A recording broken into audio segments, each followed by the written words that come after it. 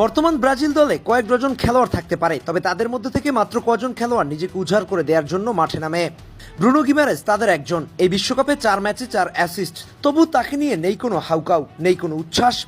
ব্রাজিলের অনেক ফ্যানই ঠিক করে তার নামটা চেনেন না, কারণ নামটা যে তারই হয় যে গোলটা করে, কিন্তু যে গোলটা বানিয়ে দেয় তাকে কজনই বা মনে রাখে। ব্রুনো গুইমারেজ হলেন সেই মানুষটা যে ম্যাচের পর ম্যাচ ধরে চেষ্টা করে যাচ্ছে ব্রাজিল দলটাকে ভালো কিছু করে দেয়ার। আনচেলত্তি যার উপর চোখ বন্ধ করে ভরসা করছেন, সেই ছেলেটার নামই ব্রুনো। জাপানের বিপক্ষে আজকে মার্টিনেল্লির গোলের অ্যাসিস্ট এসেছে গিমারেজের পা থেকে, তবে পুরো ম্যাচে তার ইম্প্যাক্ট দেখলে এটা স্পষ্ট হয়ে যাবে ব্রাজিল দলের মিডফিল্ডে সে সত্যিকার অর্থেই একটা সুপার কার ইঞ্জিন। 4টা চান্স ক্রিয়েট করেছে, একটা বিগ চান্স ক্রিয়েট করেছে, 2টা শট ব্লক করেছে, 5বার বল রিকভার করেছে, ট্যাকেল করেছে 2বার। মানে একজন সুপারস্টার খেলোয়াড় সে। তবুও রয়ে যায় আলোচনার বাইরে। এটা আসলে একটা বড় ব্যর্থতা। কার্লো আনচেলত্তির সিস্টেমের একজন অবিচ্ছেদ্য অংশ হয়ে উঠেছেন ব্রুনো।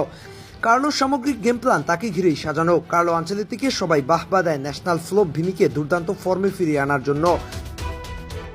তবে কার্লোর অধীনে ব্রুনোর পুনর্জাগরণ নিয়ে কেউ আলোচনা করে না। ব্রুনো একই সাথে একাধিক পজিশনে মানিয়ে নিতে পারেন। পজিশন চেঞ্জে তার গেম কোয়ালিটিও খারাপ হয় না। এতেই তার ভার্সিটালিটি আর টেকনিক্যাল দক্ষতা প্রমাণ পায়। বল রিসিভের সময় থেকে শুরু করে পাসের আগ পর্যন্ত মাঠের প্রতিটা কোণায় স্ক্যান করে সেরা ফলাফল বের করার চেষ্টা করেন ব্রুনো। ম্যাচের টেম্পো কন্ট্রোল, ডিফেন্সের সাথে অ্যাটাক লিঙ্ক করা, অপোনেন্টের ডিফেন্সিভ এবং মিডফিল্ড শেপ ব্রেক করে স্পেস বানিয়ে ফেলা, সবই ব্রুনোর দ্বারা সম্ভব। এক কথায় একই সাথে একজন ট্র্যাডিশনাল নাম্বার 6 এবং নাম্বার 8-এর রোলে খেলতে পারেন ম্যাচের পরিস্থিতি অনুসারে। নিউক্যাসলে তাকে ইতিমধ্যে একজন লিজেন্ড হিসেবে ট্রিট করা হয়।